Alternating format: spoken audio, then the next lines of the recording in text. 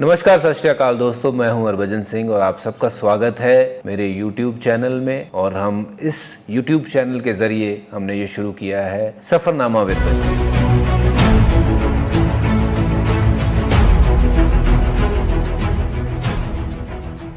और इस सफ़रनामा में हमने कुछ ऐसी शख्सियतों को आपसे मिलाने की कोशिश करी है जिनसे प्रभावित होके, जिनसे कुछ सीख के आप ज़िंदगी के कुछ ऐसे लेसन ले लीजिए कि अपनी ज़िंदगी को कैसे आगे बढ़ाया जा सकता है। और आज मैं एक ऐसे गेस्ट को लेके आया हूँ जिनकी ज़िंदगी में बहुत उतराव चढ़ाव आए, पर उन्होंने हार नहीं मारी और जीत के ज़िंदगी को आगे की तरफ बढ़ाया है। और अपने आप में इनसे विजेता शायद कोई और बड़ा हो नहीं सकता। और ये इनके ऊपर मेरे लिहाज में फ़िल्म बननी चाहिए। मैं बात कर रहा हूँ मेरे भाई साहब, मेरे दोस्त प्रशांत कर्माकर की।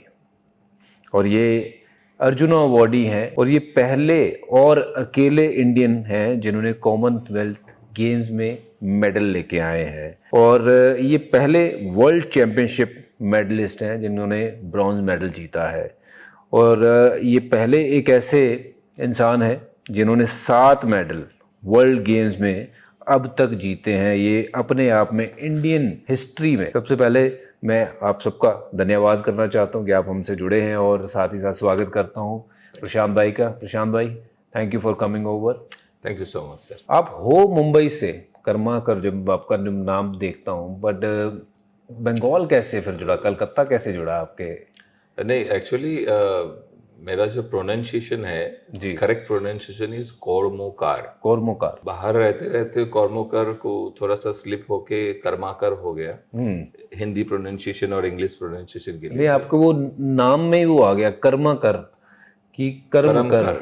यस, कर्म कर, और वो ही आप करते दिस जा इज रहे अ की वर्ड मेरे लिए था। जब पैरा स्पोर्ट्स, बस पैरा स्पोर्ट्स ही था, कुछ था नहीं। घर वाले ने बोल दिया कि स्टॉप स्विमिंग, पढ़ाई करो, नहीं तो जिंदगी नहीं बनेगा।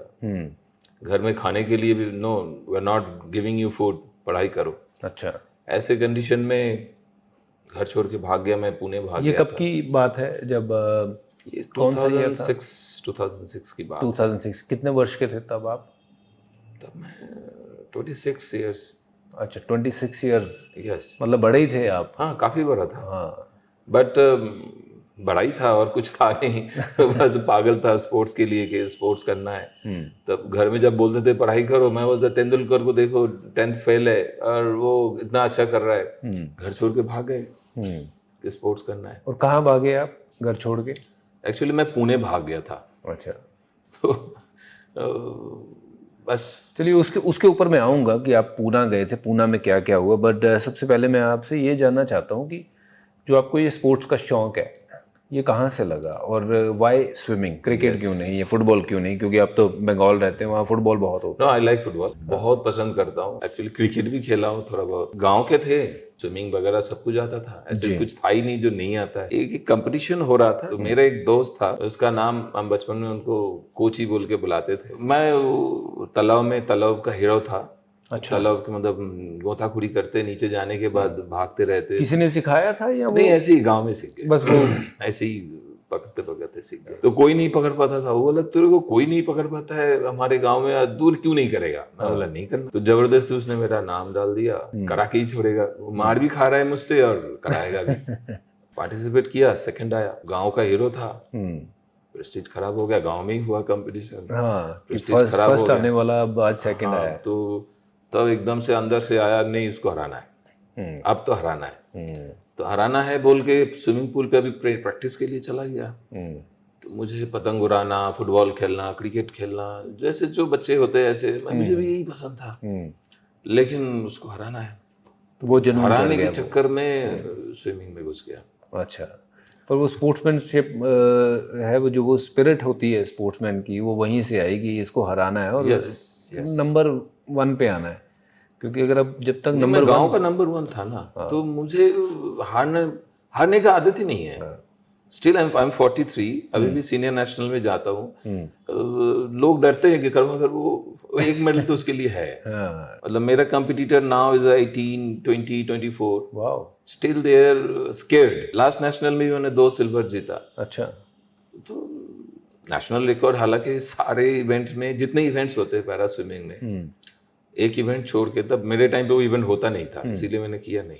उसको छोड़ के सारे इवेंट में मेरा ही नेशनल रिकॉर्ड है। 3 एशियन रिकॉर्ड बनाया मैंने मेरे टाइम पे। वाह। तो पागलपन। प्रशांत भाई, आपसे पूछना ये चाहूँगा, ये कैसे हुआ? और ये एक्चुअली जन्म के बाद ही मैं अपने मामा घर में रहा हूँ। क्योंकि फाइनेंशियल कंडीशन बहुत ज़्यादा ख़राब था, मामा घर में रहा। और व्हेन आई वाज 6 इयर्स, तब कोलकाता में बहुत ज़्यादा गाड़ी चलते हैं। तो छोटा था और बदमाश था काफ़ी, तो बस के विंडो के बाहर मैंने हाथ रखा था। अच्छा। तो अपोजिट डायरेक्शन से ट्रक आया और ट्रक ने मेरे हाथ को हिट किया। बाद में हॉस्पिटल में ये एम्पूट किया कर दिया गया था। जब मेरा एक्सीडेंट हुआ सब लोग रो रहे। मुझे याद है बस के अंदर का जो सिचुएशन है वो अभी भी मुझे याद है। मेरा एक्सीडेंट हुआ, जस्ट मैं ड्राइवर के पीछे बैठा था, ये मेरा खिड़की था और बस बहुत रफ चलाए। मैंने ऐसे पकड़ा, इसको ऐसे नहीं पकड़ पाया, इस हाथ से पकड़ा, धक्का लगा, मेरा हाथ बाहर निकल गया, हाथ कट गया। मेरे सामने लोग बैठे थे, मैंने हाथ को जैसे खींचा तो वो खून एकदम से निकल के लोगों के शर्ट के ऊपर गिरा। तो मैंने अपने हाथ को ऐसे लेके बैठ गया। मैं सोचा अभी तो मुझे बहुत पड़ेगा, पीटेंगे अच्छा, सब आपको मिलके। पता ही नहीं कि हाथ नहीं है? हाथ तब कट के मेरा लटक गया था। और वहां से वो वेन से खून निकल रहा था बहुत जोर से। मैं सोचा अभी इनके कपड़े में खून लग गया, अभी तो लोग मुझे पीटेंगे। पर मैं आपको वो ये पता नहीं कि मुझे कितनी इसके गंभीर बारे चोट में है? नहीं था, कोई आइडिया ही नहीं था कि क्या हो गया। I was 6 years, just a small kid. गांव के लड़के कितना ज्ञान होता है, कुछ नहीं होता। आजकल के थोड़ी कंप्यूटराइज्ड बच्चे तो नहीं है, हम तो थे नहीं। तो मैं सोच रहा हूँ अभी मेरे दादी मुझे पीटेंगे और लोग मुझे पीटेगा।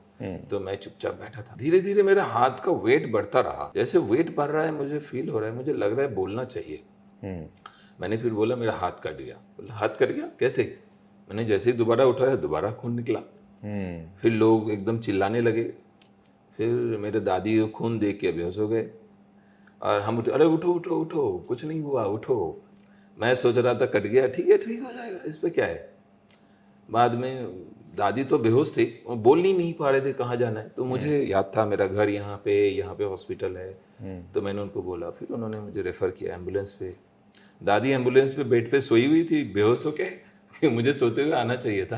दादी सो रही थी, मैं बैठे बैठे आ रहा था। Still I remember, operation theatre में मुझे लेके गया। सब लोग बाहर देख रहे हैं और मैं सोया हूँ। मैं सबको हाथ भी दिखा रहा हूँ, ये कर रहा हूँ, जैसे हाय हुई कर रहा हूँ। फिर अचानक मेरे मुंह पे कुछ लगा दिया गया। फिर जब आँख खुला तब मैं बेड पे था, मेरे हाथ पे बैंडेज लगा हुआ था। तब मुझे दिलासा देते थे, कोई बात नहीं, चला गया, अभी आ जाए, नाखून आता है ना, बाल आता है, हाथ भी आ जाएगा, हाथ भी आ जाएगा। अच्छा। तो मैं काफ़ी साल हाथ आएगा, छोटा उंगली आएगा, ये आएगा करता रहा। फिर later on I came to know कि no, nothing will come, now you suppose to survive with this only. तो वो यू आर राइट हैंडर? शुरू में राइट हैंडर थे? हाँ, मैंने राइट हैंड में क्लास 3 में पढ़ता था मैं। हाफ ईयरली एग्जाम मैंने राइट हैंड में दिया और 1.5 साल 2 साल बाद मैंने लेफ्ट हैंड में फिर दोबारा एग्जाम दे के क्लास 4th में आया था। ओके। तो बहुत डिफ़िकल्टी है ये, कितनी बड़ी डिफ़िकल्टी है कि एक राइट हैंडर हो, उसको दोबारा सारी चीज़ जो है वो दोबारा करनी पड़े, और जो अंग कट जाता है वो तो दोबारा नहीं आता है। प्रशांत भाई, मेरा आपसे ये सवाल रहेगा कि बचपन में आपने कहा कि मामा के पास ज़्यादा रहे, माँ बाप के पास कम रहे, और फिर वहाँ से भाग गए, पूना चले गए। पर क्यों आप मामा के पास रहे और माँ बाप के पास नहीं रहे? और कैसा था बचपन आपका? मेरा जन्म हुआ एज ए, हर बच्चों की तरह मेरा भी जन्म हुआ जहाँ पे मेरे 2 हाथ भी थे। और मैं अपने फैमिली में बड़ा था और मेरे फादर जो ड्राइवर थे, कार चलाते थे, गाड़ी चलाते थे कोलकाता में। तो ऐसे कंडीशन में मैंने बाद में जो सुना मेरे दादी से, कभी ऐसे बातें हुए कि mom and dad not ready to मेरे जन्म के लिए वो लोग रेडी नहीं हो रहे थे। दे सेड कि no, this is not a right time. तो फिर उस टाइम पे मेरे दादाजी ने बोले कि प्रॉब्लम कहाँ है। तो problem is financial, is a very problem, हम खुद ही सर्वाइव नहीं कर पा रहे, तो फिर इस बच्चे को क्या करें। दादाजी ने तब, दादा भी जूट मिल पे काम करते थे, बट उन्होंने बोला नहीं चलो कोई बात नहीं, तेरे बच्चे को मैं पालूंगा। अच्छा। तो जन्म मेरा मामा के घर पे ही हुआ। मैं बड़ा हो गया 10th स्टैंडर्ड तक मैं मामा घर में ही बड़ा हुआ। ओके। मम्मी पापा के पास आए ही नहीं। मैं तो मामा, मेरे जो मामा थे मौसी थे, वो मेरे माँ सबसे बड़े थे। तो मामा और मौसी सब मेरे माँ को दीदी बोल के बुलाते थे। तो मैं एकदम बचपन से वहाँ पे हूँ, तो मैं भी मेरे माँ को दीदी बोलता था। अच्छा। मेरे फादर को मैं जैसे बंगाली में जामाई बाबू बोलते हैं, हम भी जामाई बाबू बोलते थे। अरे मेरे लिए मेरे माँ थे, मेरे दादी, हाँ। जिनके पास मैं बड़ा हुआ हूँ जीवन में। जब भी मुझे मौका मिलता है मैं जाता हूँ उनके पास। अभी भी शी इज लाइव, और वो अभी भी सोचते हैं कि मैं कुछ ऐसा करूँ जिस पे देश का नाम रोशन हो। तो फाइनेंशियल कंडीशन बहुत ख़राब था, धीरे धीरे सुधरने लगे।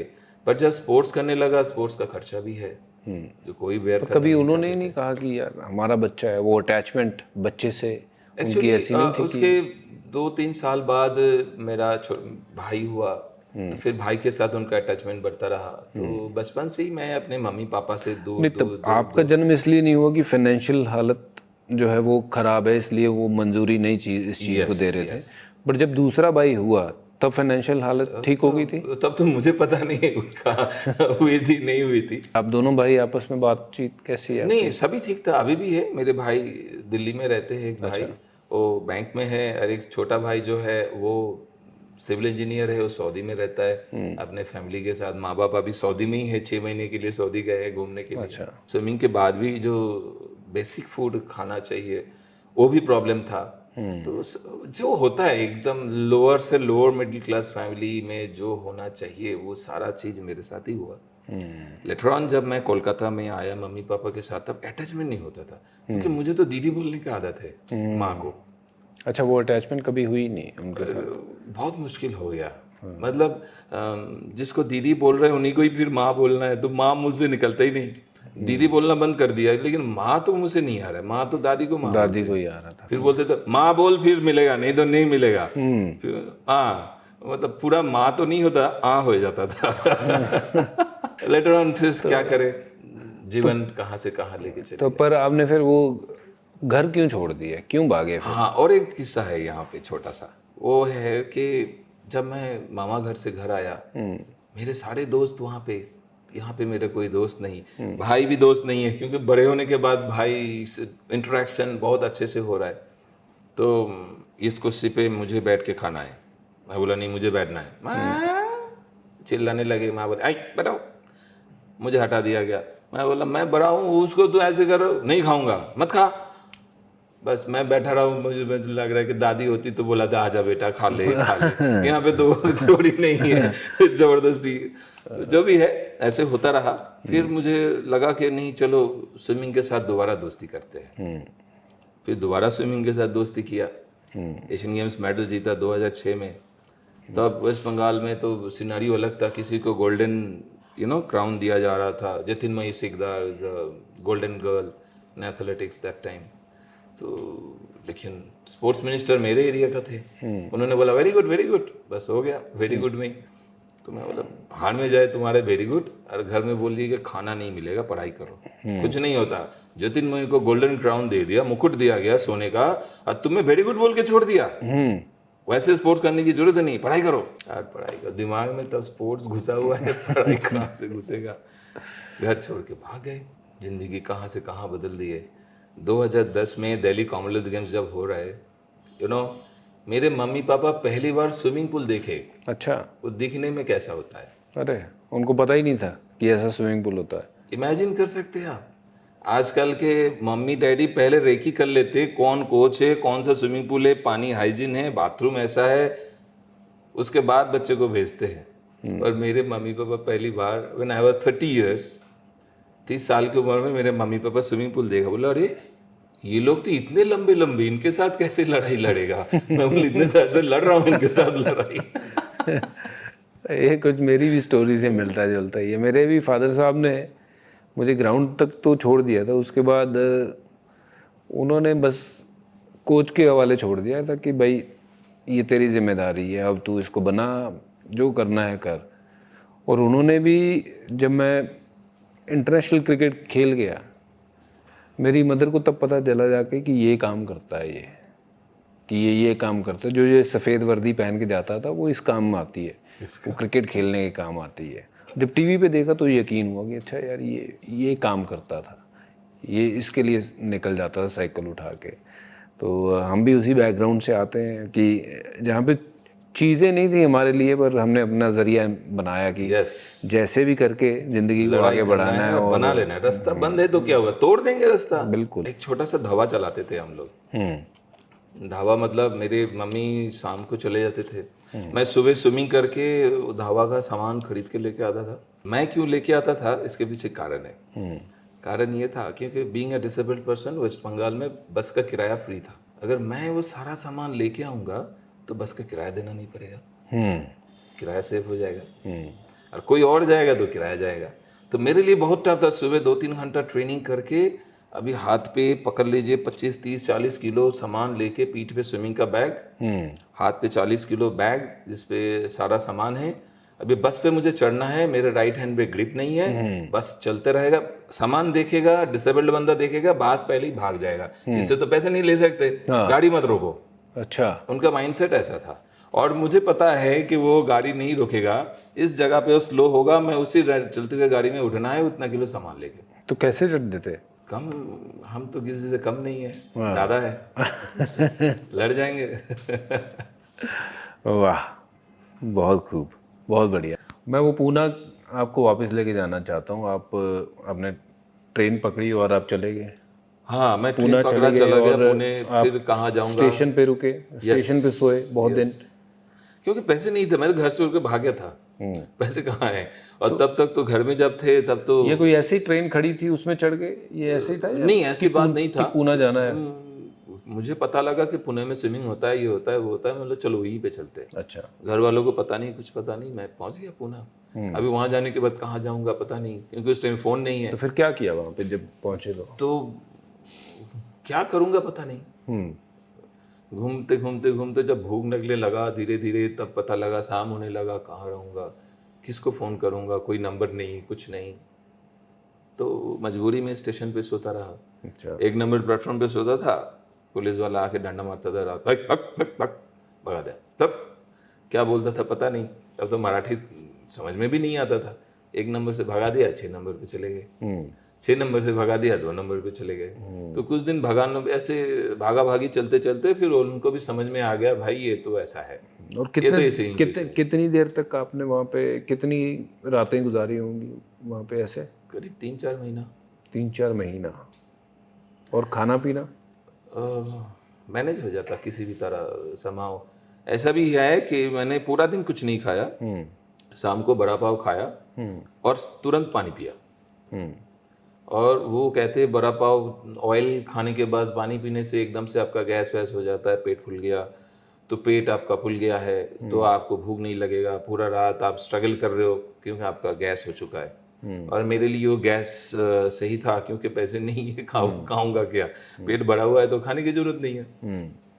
तो धीरे धीरे मैं स्विमिंग पूल पे काम करने के लिए कोशिश किया, मिला मुझे काम।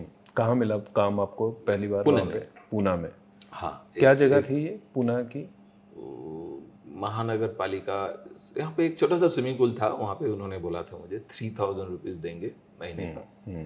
तो मेरे लिए बहुत था 3000, क्योंकि प्लेटफॉर्म में सोना था और 3000 था। तो धीरे धीरे फिर बालेवाड़ी में चले गए ट्रेनिंग करने के लिए, थोड़ा सा पैसा हुआ, वहाँ चले गए, वहाँ ट्रेनिंग किए, ऐसे करके करते करते। और जब बालेवाड़ी में गए, आपकी खुद की ट्रेनिंग करने के लिए गए थे? खुद की ट्रेनिंग की। पर आपको वो अलाउ करते थे? नहीं, अलाउ नहीं करते थे। वहाँ पे एक कोच था जो अभी रिसेंटली उनको द्रोणाचार्य अवार्ड मिला है, तपन कुमार पाणिग्राही। तो फिर उनके साथ मेरा संपर्क हुआ, उन्होंने बोला ठीक है यू कैन कम। तो बालेवाड़ी पहुँच गया। बालेवाड़ी कुछ दिन ट्रेनिंग करने के बाद उस स्विमिंग पूल के यूथ कॉमनवेल्थ गेम्स के लिए उसको तोड़ा गया। फिर डेक्कन आना था, डेक्कन जिम खाना, इस बालेवाड़ी टू डेक्कन जिम खाना इस बहुत दूर से, वो रात सुबह अर्ली मॉर्निंग निकल के लिफ्ट मांग के जाते थे। पुणे में पीपल आर वेरी हेल्पफुल, तो जहाँ तक जाते थे लिफ्ट मांगते थे, दे दिया। फिर मेरा रास्ता जब चेंज हो रहा है, उतर गया, फिर चलने लगे। फिर कोई मिल गया, लिफ्ट मांगते मांगते मांगते मांगते पहुँच गए 20-25 किलोमीटर। फिर स्विमिंग करके फिर लिफ्ट मांगते मांगते वापस आ रहे। अच्छा, वाह। तो और स्विमिंग जब करते थे एक बार में कितनी प्रैक्टिस होती है वो? कितनी बार, कितने देर तक आप स्विमिंग 2.5-3 घंटा तो लगातार स्विमिंग करते हाँ, सुबह 2.5-3 घंटा, शाम को 2.5-3 घंटा। अच्छा 5-6 घंटे मतलब आपके उसमें जाते हैं हाँ, दिन में 8-9 घंटे ट्रेनिंग करना जरूरी है। वेंकीज कंपनी ने बहुत हेल्प किया मुझे। अच्छा अरे वाह। उन्होंने मुझे सप्लीमेंट्स दिए। ये कब बनाया जब आप ऑलरेडी भारत के मैं लिए नेशनल मेडल जीत रहा हूँ, खेल चुके वर्ल्ड हो? गेम्स का मेडल जीत रहा हूँ। मेरे पूरे वर्ल्ड में 2 साल का मतलब 365x2 इतना दिन लिखा, कैलेंडर बनाया, अपना ओन कैलेंडर, और हर एक दिन को मैंने माइनस करता गया, छोटा छोटा स्क्वायर बॉक्स बना के। मेरा पोजीशन यहाँ है, 6 महीने बाद मुझे यहाँ पहुँचना है, यहाँ पहुँचना है, ये करना है, मेडल जीतना है। This all planned. मैं जिस पीजी में लेटर ऑन मैंने पुणे से बेंगलोर शिफ्ट किया था, जिस रूम पे मैं रहता था, दीवार पे वो लगा हुआ था, उस रूम अभी भी वो ओनर मेरे नाम पे ही रखा है, प्रशांत रूम। अच्छा उन्होंने लिखा और है वो क्योंकि कैलेंडर भी वहीं मौजूद है? नहीं, कैलेंडर तो पुराना हो चुका है, उन्होंने शायद फाड़ दिया है, लेकिन उन्होंने लिखा है कि प्रशांत रूम, क्योंकि कॉमनवेल्थ गेम्स का मेडलिस्ट और हमारे यहाँ से गया है। बड़ी बात है, बहुत बड़ी बात है। उन्होंने काफ़ी हेल्प किया मुझे कि इस देश के लोगों ने मुझे बनाया। मैं एक चीज़ बताऊंगा, डीएनए में एक न्यूज़ आया था, Prashant Bangalore this swimmer needs your help. DNA front page में न्यूज़ था नीचे, तो लड़का और एक लड़की आई मेरे पास। The girl was 6 standard, she is studying, और उनके 2 छोटे छोटे भाई। They are giving me 11,500 rupees for what? And they said कि sir please don't stop swimming, अरे you have to win medal for country. वाह। स्टिल ये बात जब भी मैं सोचता हूँ, मेरे आंखों से आंसू आते हैं। मैं आज भी ढूंढता हूँ उनको कि एक बार मैं उनसे मिलूं। बहुत लोगों ने मुझे जिया है। वैसे ऐसा भी समय गया है कि हम चोर बाजार से जूते खरीद के पहन रहे, और मुझे कोई रिग्रेट फील नहीं होता है कि मैंने मेरे लाइफ को जैसे देखा है, मैंने कैसे स्ट्रगल किया। पूरे रात को मैं रोता था और सिर्फ अपने आप को एक ही चीज़ बोलता था, प्रशांत रात है तो सुबह होगा, बिल्कुल। दिन तेरा आएगा, तेरे को लड़ना है। तो उस टाइम से ये एक जुनून आ गया मन में कि I have to do something for country. ऐसा कुछ करो कि लोग 100 साल में भी ना भूल पाए। बिल्कुल। जो मेरे कुछ लोग हैं मुझे पसंद नहीं करते, क्योंकि मैं थोड़ा सा सीधा बोलने वाला बंदा हूँ। दूसरे का दर्द अपना दर्द बना के खुद को दर्द में डाल देता हूँ। लेकिन वो भी बोलने के लिए मजबूर हो जाएंगे कि प्रशांत के डेडिकेशन के सामने देयर नथिंग। ऐसा ही बंदा हो, और आई फील वेरी हैप्पी कि मुझे सच बोलना है। अगर पीएम साहब भी है और मुझे कुछ सच बोलना है जो देश हित में है, अगर मैं बोलूँगा तो मेरा जेल हो जाएगा, तो आई डोंट माइंड टू से, मैं बोल दूंगा उनको। जेल होगा होगा, बाद में देखेंगे, जो भी होगा देखेंगे, ये मेरा राइट से मैं बोल दूंगा। तो मुझे लगा कि ये बोलना जरूरी है। तो प्रशांत भाई, आप पूना से बैंगलोर, बैंगलोर से हरियाणा किस लिए? एक्चुअली मैं ट्रेनिंग के लिए पूना एंड बैंगलोर में था। मैं रिप्रेजेंट करता था हरियाणा को। वो कैसे हुआ? हरियाणा को कैसे रिप्रेजेंट? आप नेशनल जन्मे हो आप वहाँ पे? यस, मेरा जन्म कोलकाता में हुआ जी। लेकिन मेरे एक दोस्त है mister Sukhbir Singh, is also the Dhyanchand awardee. वो स्विमिंग करते थे। तो उन्होंने मुझे एक बार बोला कि, मैं बोला कि इट्स वेरी टफ, कैसे करूँ मैं, पॉसिबल नहीं है मेरे लिए। तो उन्होंने बोला कि प्रशांत, मैं एक काम कर सकता हूँ, अगर तू हरियाणा की तरफ से खेलेगा तो मैं तेरे को सपोर्ट करेगा। अच्छा। मैं बोलेगा मतलब? बोले तू हरियाणा की तरफ से खेलेगा तो हरियाणा का नाम होगा, तू जितना मेडल जीतेगा वो हरियाणा का नाम होगा। उनका विजन अलग था। उनका विजन था कि हरियाणा का नाम होगा, और मेरे लिए ये था कि मैं कैसे सरवाइव करूं। मुझे जैसे ट्रेनिंग के लिए बाहर जाना है, बाहर, घर के बाहर रहना मतलब रहने के लिए एक जगह, क्योंकि मुझे प्लेटफॉर्म में सोने का आदत था। लेकिन प्लेटफॉर्म में सो के Commonwealth games medal, Asian games medal नहीं हो सकता था। It is very tough. तो मैंने एग्री कर गया कि ठीक है, मैं हरियाणा की तरफ से खेलूंगा। देन मैंने मेरा रेशन कार्ड और जो भी डॉक्यूमेंटेशन है, मैंने एक एक करके उनको सबमिट करता गया और यहाँ पे बनाता गया। डेमोक्रेसी में I have rights to stay anywhere of the India, nobody can stop. हाँ बिल्कुल। तो तब मुझे ये सारा चीज़ ज्ञान हुआ धीरे धीरे। तो मैं फिर हरियाणा में शिफ्ट किया, हरियाणा में रहने लगा। कहाँ हरियाणा में? हरियाणा में भिवानी डिस्ट्रिक्ट में चरखी दादरी बोल के एक जगह तहसील है जी। अभी चरखी दादरी एक डिस्ट्रिक्ट है, वहाँ पे मैं रहने लगा और ट्रेनिंग करता रहा पुणे एंड बैंगलोर में। अच्छा। हरियाणा को रिप्रेजेंट करता रहा नेशनल में। और तो ट्रेनिंग आप वहाँ करते थे, रहते आप यहाँ थे, पर्पस सिर्फ ये था कि जब आप किसी भी चीज़ में आपका दाखिला होता है वो हरियाणा की तरफ से हो? हरियाणा की तरफ से, क्योंकि किसी भी चीज़ में नेशनल करूँ इंटरनेशनल करूँ, द नेम केम्स। जैसे दिल्ली कॉमनवेल्थ गेम्स मैंने जब देश के लिए इतिहास रचा जी। तब हरियाणा का नाम हुआ कि कर्माकर फ्रॉम हरियाणा। द हुड्डा जी तब मुख्यमंत्री थे, तो उन्होंने सबके सामने मेरे राइट हैंड को पकड़ के दिखाया, पूरे हरियाणा के लोगों को दिखाया कि ऐसे बच्चे भी हरियाणा का नाम रोशन कर सकते हैं, तो आप लोग क्या कर सकते हैं। तो मुझे बहुत डायनामिक ये वर्ड लगा। उन्होंने पूरे हरियाणा के युवाओं को खेल के प्रति लेके जाने के लिए जो भाषण दिए थे, आई रियली फील गुड, बहुत अच्छा लगा था मुझे। और फिर मैं हरियाणा में रहने लग गया था। तब मुझे मेडल मिलने के बाद हरियाणा सरकार ने मुझे नौकरी के लिए भी ऑफर किया। जी, क्या नौकरी के लिए ऑफर किया था? पहले तो मुझे as a sub inspector Haryana police में ऑफर किया। That time the prime minister was Atal Bihari Vajpayee ji थे। जी। तो उन्होंने अपने पीएम फंड से प्लेयर्स को सम्मानित किए थे। पर दिल्ली कॉमनवेल्थ गेम्स में जब मैं देश के लिए मेडल जीता, दैट इज 101 मेडल, 100 मेडल इस देश के नॉर्मल खिलाड़ियों ने जीता था और 1 मेडल मैंने जीता था, दैट इज 101 मेडल। जी। भारत सरकार ने मुझे सम्मान दिया, इक्वली ट्रीट किया। इससे पहले इक्वल अपॉर्चुनिटी एंड जो बात थे ये कागजों में थे, पर इस बार पहली बार हो रहा था कि 2010 में वो इक्वल अपॉर्चुनिटी जो वाली शब्द थे वो फुल फ्लेज में सामने आया। भारत सरकार ने मुझे सम्मानित किया, हरियाणा सरकार ने सम्मानित किया। रेलवे में ने भी मुझे रेल में जॉब देने के लिए ऑफर किया था, जी। क्योंकि मैंने हरियाणा की तरफ से उस टाइम से खेला जिस टाइम पे ना मेरे पास कुछ था ना मैं कुछ दे पा रहा था। जब मैं देने लायक हुआ और फिर मैं रेलवे जॉब ज्वाइन करूं तो मुझे वो पसंद नहीं आया। तो मैंने वो रेलवे वाला जॉब को रिजेक्ट किया और मैं हरियाणा पुलिस में as a sub inspector join करने के लिए तैयार हो गया। यहाँ पे प्रॉब्लम क्या हो गया, हरियाणा के जितने भी पैरा एथलीट्स थे, खिलाड़ी थे, उन्होंने भी कहा उन्होंने कहा कि भाई ये तो बंगाल का है, इसको नौकरी सबसे पहले कैसे मिल सकता है। तो यहाँ पे तो इन्फ्लुएंस काफ़ी ज़्यादा है, कोई ना कोई मंत्री है, कुछ ना कुछ है, तो किसी ना किसी मंत्री से नोट भेज चला जाता है, इंक्वायरी करो। तो 2010 का अपॉइंटमेंट, इंक्वायरी चलते चलते 2014 में मुझे हुड्डा जी ने एज ए स्पोर्ट्स डिपार्टमेंट में एज ए कोच ज्वाइन करा दिया। ओके। कि नहीं उनको कराना ही है, ज़बरदस्ती करा दिया। तो आज भी इंक्वायरी चल रहा है। मैं क्लास 1 ऑफिसर के लिए एंटाइटल्ड हूँ क्योंकि एशियन गेम्स का मेरा सिल्वर मेडल है, जी।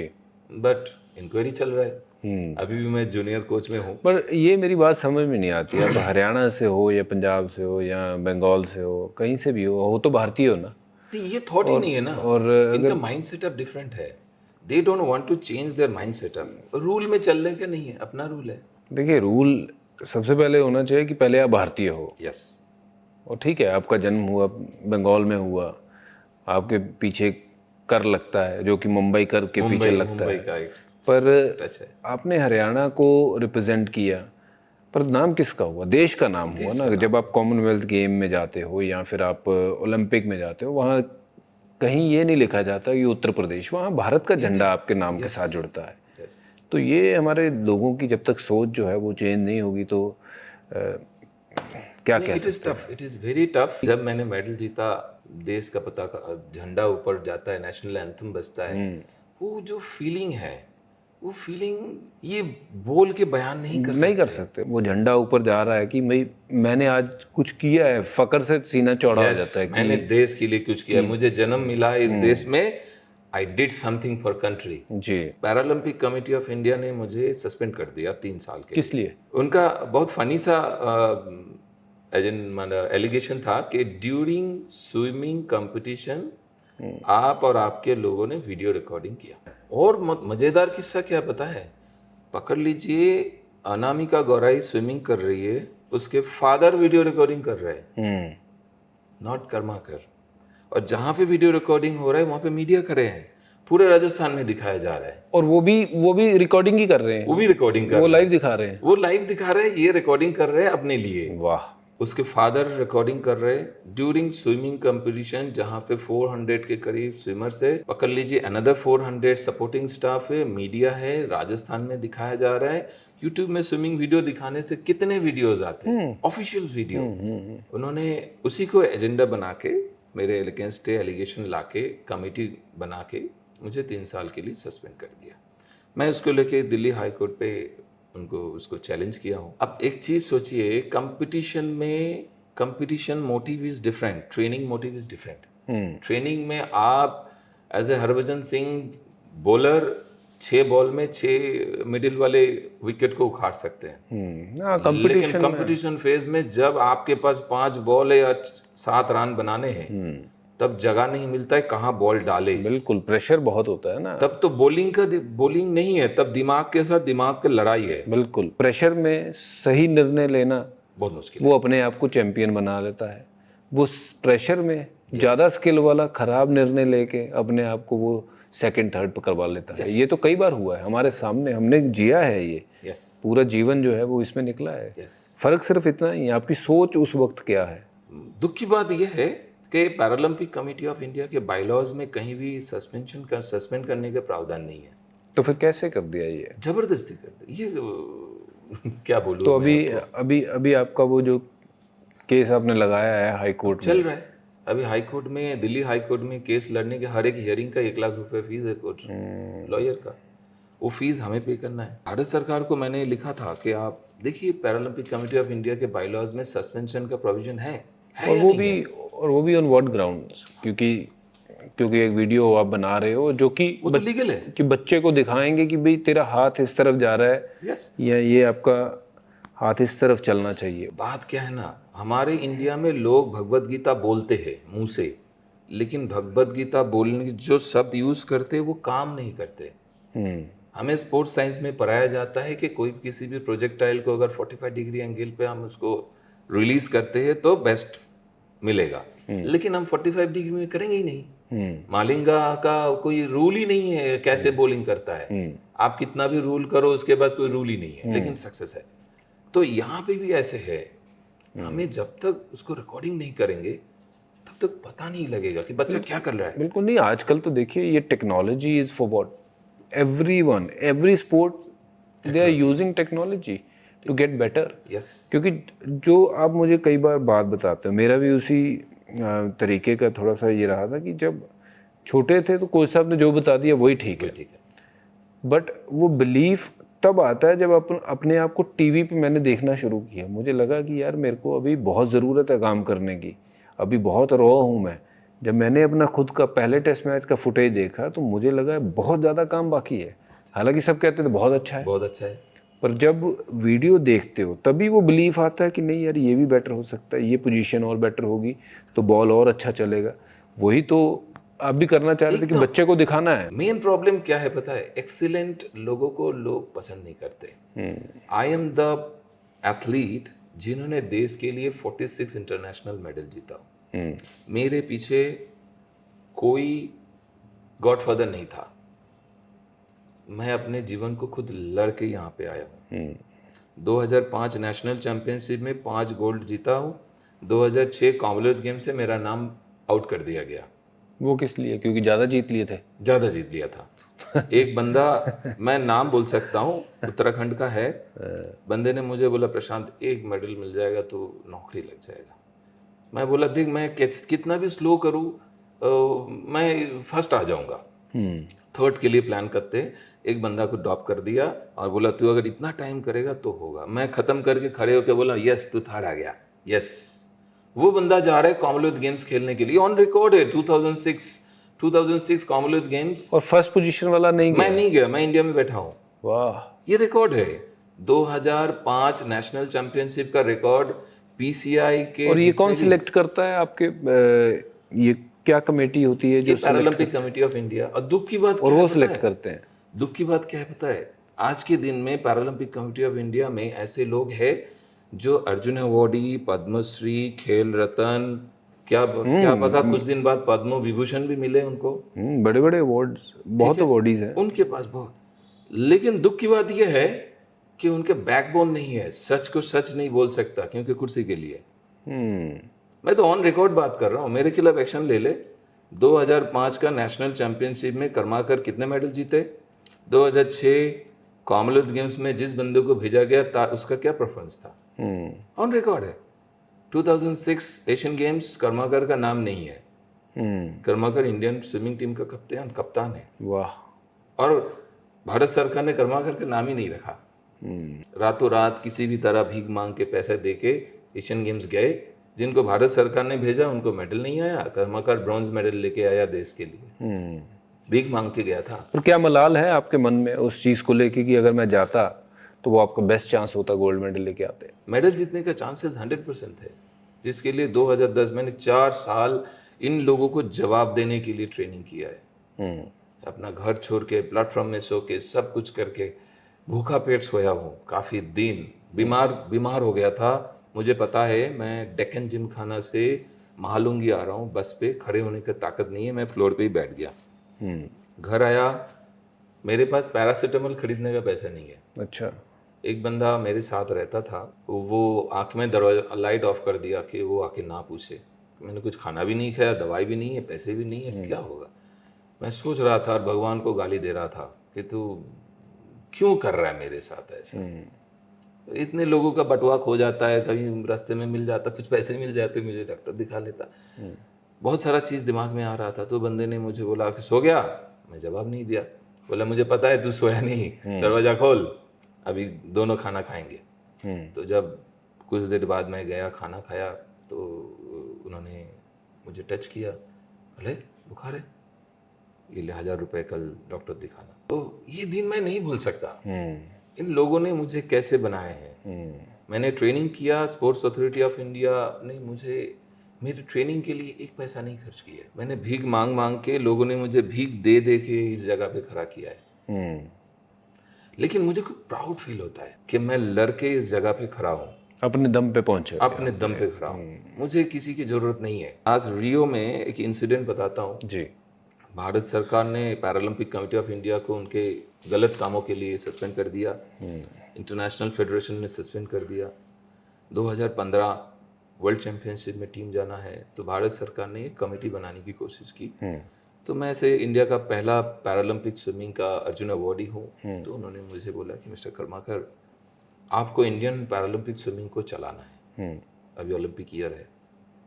तो उस टाइम पे मैंने STCNCOE गांधीनगर साई में पैरा स्पोर्ट्स के लिए डिज़ाइन किया। नॉर्मल बच्चों के लिए होता था, क्योंकि मैं बचपन से भूख, खाना नहीं मिलता है, साई में चला जाऊंगा तो खाना मिलेगा, रहने को मिलेगा। मेरा ये टारगेट होता था कि मैं वहाँ पे उस ड्रेन में चले जाऊँ, लेकिन वहाँ पे पैरा स्पोर्ट्स के लिए कुछ नहीं था। जब मेरे पास मौका आया, तब मैंने रीजनल डायरेक्टर थे मिस्टर RK नायडू गांधीनगर में, मैंने उनको समझाया चीज़ों को। तो उन्होंने मुझे बोला कि तू कर लेगा सारा चीज़। बोला सर सब मैं कर लूँगा, आप सिर्फ हाँ करो। तो उन्होंने, उनका भी अच्छा रेपुट था दिल्ली में, उन्होंने इसको फाइनल किया। वाह।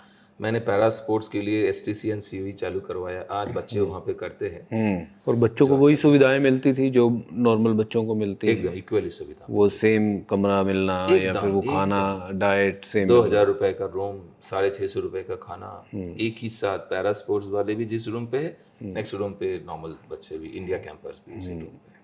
बहुत अच्छा सुविधा मिला था बच्चों को। कॉमनवेल्थ गेम्स में जब मेडल जीता, मैंने कितना मेहनत किया, 200 किलो का स्क्वाट किया, 180 किलो का बेंच प्रेस किया। कितनी मेहनत उसके पीछे लगी है वो तो मेडल जीतने के लिए। नहीं कर सकता। 49 पीपल अगर बोलते हैं कि आज मंडे है, आप कितना भी चिल्ला लो, वो संडे नहीं बन सकता, संडे होने के बावजूद भी। बोले ये 49 लोग संडे मंडे बोल रहे हैं, तुम पागल है, सब लोग इतने सारे लोग झूठ बोल रहे हैं। आप फ्रस्ट्रेटेड हो जाओगे, आप बोलोगे भाड़ में जाने दो। क्रिकेट खेलता था, अच्छा खेलता था, लेफ्ट हैंड बॉलिंग करता था मैं। तो एक बार क्या हुआ, ईडेन में ही मैच था, मैं बंगाल की तरफ से खेलने वाला था, रेस्ट ऑफ इंडिया का टीम था, विदर्भ का टीम था, मुंबई का टीम था। तो रात को मीटिंग हुआ, कर्माकर फर्स्ट ओपनिंग बॉलर, चौड़ा सीना चौड़ा हो गया। बस सुबह जाके देखा फर्स्ट 14 में नाम नहीं है।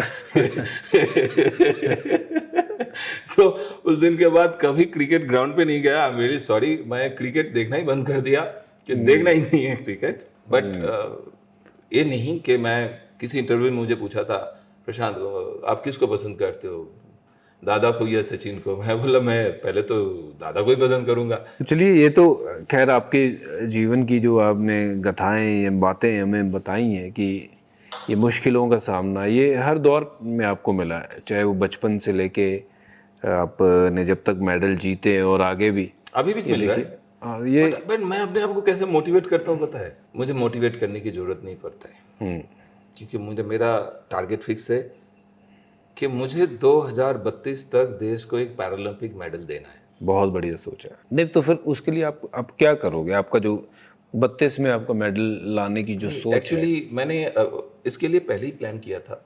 मैंने कोलकाता में एक ज़मीन ले लिया था।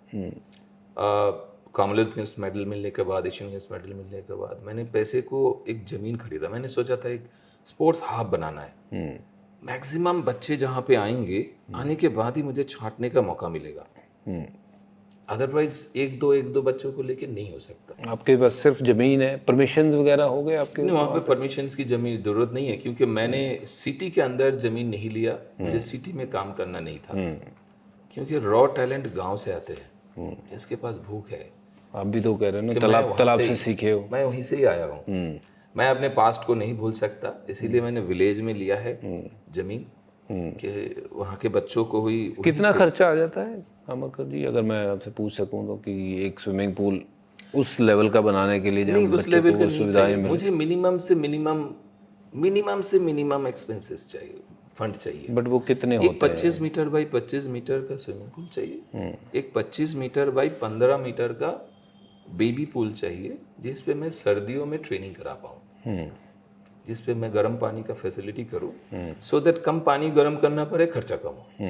बेसिक फंड है। कितना बेसिक खर्चा आ जाता है ये बेसिक चीज सेटअप करने के लिए? मुश्किल से 2 करोड़ रुपए आएगा। पर अभी कोई और, जैसे आपके वहाँ पे देखेंगे जो बड़े व्यापारी हैं वहाँ पे, कभी उनसे बात करने की कोशिश की हो, कोई स्पॉन्सर कर दे? कोलकाता बहुत साल हो गया छोड़ चुका हूँ। अभी आप जहाँ छोड़ चुके हैं, आपका बेस धीरे धीरे खत्म हो जाता है। लोग आपको भूल चुके हैं। नहीं, आपको ज़रूरी नहीं है कि कलकत्ता का ही कोई स्पॉन्सर चाहिए। ये तो मैं चलिए इस प्रोग्राम के ज़रिए आप सबसे भी अपील करना चाहूँगा कि जो ये नेक काम सोच रहे हैं कि बच्चों के लिए वो प्रोविज़न क्रिएट की जाए, तो आप किसी भी तरीके से अगर योगदान दें, छोटा बड़ा जैसे भी, ताकि इनका सपना नहीं, जो इन्होंने सपना लिया है देश के लिए, वो पूरा हो सके। तो आपका जो कंट्रीब्यूशन है उसके बहुत आभारी रहेंगे। आपको डिटेल्स जो है वो शेयर करेंगे कि कहाँ आप जो है वो, चाहे आपकी पॉकेट से कुछ भी दीजिए, ताकि वो एक सपना जो देश के लिए सोचा है वो पूरा हो सके। नहीं, ये एसेट देश के लिए बनेगा। करूँगा। और कितने साल? 20 साल। मैं और 20 साल जीऊँगा, इससे ज़्यादा तो मुश्किल है जीना जी। लेकिन 20 साल के बाद भी वो स्विमिंग पूल रह जाएगा। नहीं, हम आपके साथ जुड़ेंगे इसमें। हम पहल मैं करूँगा इस चीज़ की, मेरी तरफ से मैं करूँगा पहल, और वहाँ से फिर जो बाकी लोग जुड़ेंगे, वो जिन जिन को फील होता है कि भारत के लिए कुछ करना चाहिए, बस चाहे वो स्पोर्ट्स खेल ना सके, बट अपने आप को जब देखेगा कि यार ये मैंने कुछ बनाया था, यहाँ से बच्चा बन गया है, तो कहीं ना कहीं वो फीलिंग आएगी कि हाँ यार मैंने देश के लिए कुछ किया था। तो ये मेरी ऐसी सोच है। शुरुआत मैं करूँगा इस चीज़ की, और होपफुली ये जल्दी पूरा भी हो जाएगा और आपका सपना भी पूरा करेंगे सर। हम तालाब में करेंगे। मैं तालाब से स्विमिंग करके जीवन में इस जगह पे आया हूँ। मैंने अब मेरे स्टूडेंट को पूछा, जो अभी एशियन गेम्स जा रही है, तो उसको मैंने पूछा, बेटा यू वांट ब्लू वाटर और दिस खराब तालाब का पानी? बोले sir we want you only. आप कहीं भी स्विमिंग करा दो। She is from Maharashtra, Nagpur से अपने माँ के साथ भिवानी में आई हुई है। रूम किराए पे लेके रह रहे हैं। सुबह शाम ट्रेप स्विमिंग, आफ्टरनून जिम। अभी एशियन गेम्स ख़त्म करके मुझे बोला, सर आई वांट। कहाँ आप रहेंगे? क्योंकि हमें 2024 में एक वर्ल्ड रिकॉर्ड बनाना है। अच्छा, वो क्या है वो वर्ल्ड रिकॉर्ड बनाना है? वर्ल्ड रिकॉर्ड ये है कि हम समुंदर में सबसे लंबा स्विमिंग करेंगे, जो आज तक इतिहास में पूरे वर्ल्ड में किसी ने नहीं किया। अच्छा। और वो इंडिया के आसपास ही होगा। ये बहुत बड़ा एक कुछ ऐसा करो कि लोग बोले कि ऐसा कैसे हो गया। तो ये आप करोगे? नहीं, मेरे सारे स्टूडेंट्स करेंगे। स्टूडेंट के साथ मैं भी करूंगा। अरे वाह। और कब करोगे ये? ये अगले साल सितंबर में होगा। ओके। उससे पहले अप्रैल में हम लोग का एक स्विमिंग है। पर इसके लिए आपने ऑलरेडी जो है वो ट्रेनिंग वगैरह वो सब चल रहा है बच्चों शुरू का। कर रही है? शुरू ऑलरेडी हो चुका है। हम लोगों का ट्रेनिंग 365 डेज है, नो संडे नो मंडे। अभी मुझे 10 करोड़ रुपए दे देंगे, कर्माकर जी आपने देश का नाम रोशन किए, 10 करोड़ लीजिए, मैं क्या करूंगा? लेकिन देना किसको है? देना ग्रासरूट लेवल को देना है। बिल्कुल, वही पैसे अगर वहां लगाए, वही तो नेक्स्ट जनरेशन ऑफ इंडिया है। वही तो जीत के लाएंगे, वही तो गर्व बढ़ाएंगे देश। वहां पे ही जीरो है। मैं एक अपील करूंगा भारत सरकार से कि भारत सरकार ने भारत को बदल दिया है। अगर सही अर्थ में बोले कि वी रियली फील प्राउड। पहले जब मैं लंदन में मैं था ट्रेनिंग के लिए करीब 72 दिन, तब बात अलग था। मतलब इंडियंस मतलब इंडियंस और पाकिस्तानीज और Bangladeshis, there is no difference. Now जब मैं गया कुछ साल पहले, इंडियंस इज्जत से ट्यूनिंग, ये ट्यूनिंग बदल गया है इंडियंस के लिए। पाकिस्तानीज आर सेइंग कि वी आर इंडियन। पासपोर्ट में क्या है, बाहर में जाने दो, पहले वो बोलते we are Indians. It is true, it is fact, it is ground level की चीज है। बहुत काम हुआ है उसके ऊपर, बहुत काम हुआ। भारत सरकार जो काम कर रहा है ना, अभी जो टीम है उनके, जैसे नरेंद्र मोदी जी है जी, अमित शाह जी है, और 2-3 नाम जो ना बोले अब रह ही नहीं सकते, तो हमारे फॉरेन मिनिस्टर एस जयशंकर जी, और सबसे बुजुर्ग मिनिस्टर है नितिन गडकरी जी, जो भारत को पूरा बदल दिया है। रास्ते को ऐसे बना दिया है कि फाइटर जेट कहीं भी लैंड करवा दो कि कहीं भी एकदम युद्धकालीन में चल रहे हैं। और हमारे डायनामिक मिनिस्टर तो है ही, हमें उनसे बहुत अच्छा कर रहे हैं। स्पोर्ट्स मिनिस्टर जी जो हैं अनुराग जी, भारतीय खेलों का जो भविष्य है बहुत बढ़िया हो सकता है। भारत सरकार को किसी भी डिपार्टमेंट में नौकरी कर रहे हो आप, नो प्रॉब्लम, 8 साल के लिए आपका डेपुटेशन होगा। अपना टाइम दीजिए स्पोर्ट्स को। आपको देना पड़ेगा। भारत सरकार ने आपको इतना बड़ा सम्मान दिया है, कहने का आप मतलब भारत ये सरकार कि को देना it is about time to give something back to the game, पड़ेगा। यस, क्योंकि गेम के कारण हमारा वजूद है। गेम को अगर वापस कुछ नहीं देंगे तो हम वही है कि अपनी जो नॉलेज है वो वेस्ट कर दी। आपसे मिलके प्रशांत भाई बहुत बढ़िया लगा, अच्छा लगा आपके आपसे विचार। मिलके भी अच्छा लगा। टीवी में देखते थे और आज आपके सामने बैठ के आपसे बात कर रहा हूँ। आपकी विचारधारा भी बहुत बढ़िया है और आपकी जो अचीवमेंट है वो तो किसी भी स्पोर्ट्समैन से कम नहीं है, और आपका जो जज्बा है उसको सैल्यूट है हमारा। बहुत कुछ जो आपने बातें करी हैं मेरे जहन में रहेंगी, मेरे मन में रहेंगी कि हाँ, और अगर मैं अभी स्पोर्ट्स शुरू कर रहा होता या जीवन में आगे बढ़ूंगा तो मैं आपको देख के चलूँगा कि if he can then I can. Thank you very much for joining me, और ये सफ़रनामे में आने के लिए बहुत बहुत शुक्रिया। Thank you.